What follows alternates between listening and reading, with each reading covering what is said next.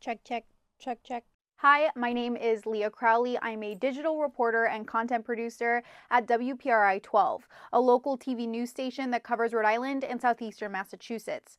Now, you might be wondering, what does a digital reporter and content producer even do? Great question. Thank you for asking. As a digital reporter and content producer, I do support the TV side of things, but my main role lies in our digital department with my fellow web folks. Our digital department does a lot, but mainly we oversee our website, our social media platforms, and our apps. For our website, WPRI.com, my colleagues and I work on the back end, or WordPress, to make everything look appealing and run smoothly on the front end.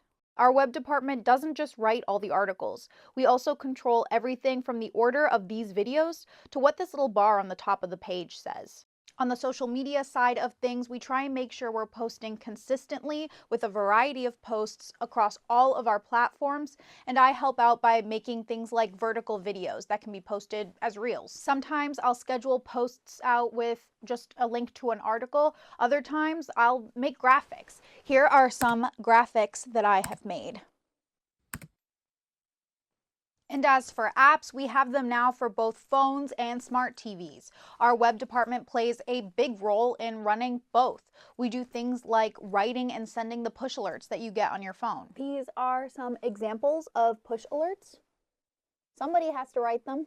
We also make sure there's always new video on the smart TV app 12+. For me, as a digital reporter, there's a little more of a reporting side to things than my other web colleagues. Sometimes I'll do something called a day turn, where I will go out and shoot a story that airs on TV that day. So for example, I recently did a story about a lion statue, this really heavy concrete lion statue that was stolen in Pawtucket, and it was caught on camera. Here's a little snippet. Leah Crowley spoke with the owner, who was home when it all happened. She joins us now with the story. David Bender had 2 lion statues outside of his home. He bought them at a discount for $500 each and hand-painted them himself. When he realized one of them was gone, he checked his doorbell camera footage right away. It wasn't the most graceful crime. On Monday, 2 men struggled to lift the roughly 300-pound lion statue that sat outside a home on Sabin Street in Pawtucket. They dragged the lion down the stairs and slowly carried the statue away. When David Bender checked the Ring camera footage from the day before the crime, he made a surprising discovery. And then I went back and checked more. They came earlier, the day before, and one guy came and he couldn't take it, so he came the next day with another guy and they managed to take it. That day, I of course also wrote the web article for our website, and then I created a vertical video that was posted on our social media platforms as well. I got invaded. It's like you went up on my stairs, they came up on the stairs like nothing, like they weren't afraid. And it's like, you don't see the camera? It'd be nice if they gave it back, but the way they took it down the stairs is probably all damaged now, so I'd rather see them just get caught, and they need to be taught a lesson. You can't be going on people's property and stealing things that don't belong to you.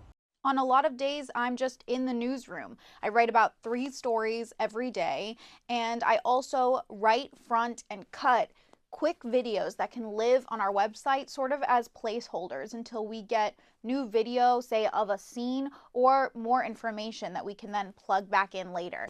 Here's an example of one of those.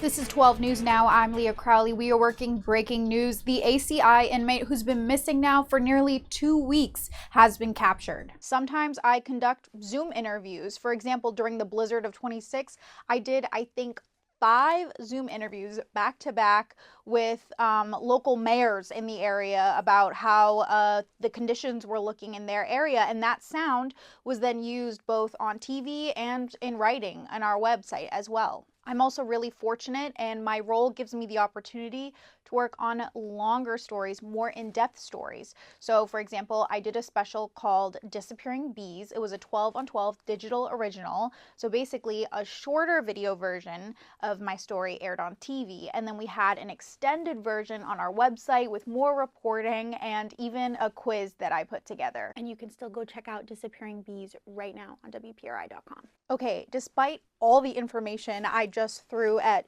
you, the viewer, it still feels like a broad overview of what I do and what happens in the newsroom, honestly. I can't say that the role of digital reporter and content producer is the same or maybe even exists in other newsrooms. I can only speak for my own experience. Either way, if you were curious about my role or maybe what it's like to work in a newsroom, I hope you learned something, and be sure to check out my next video on April 24th.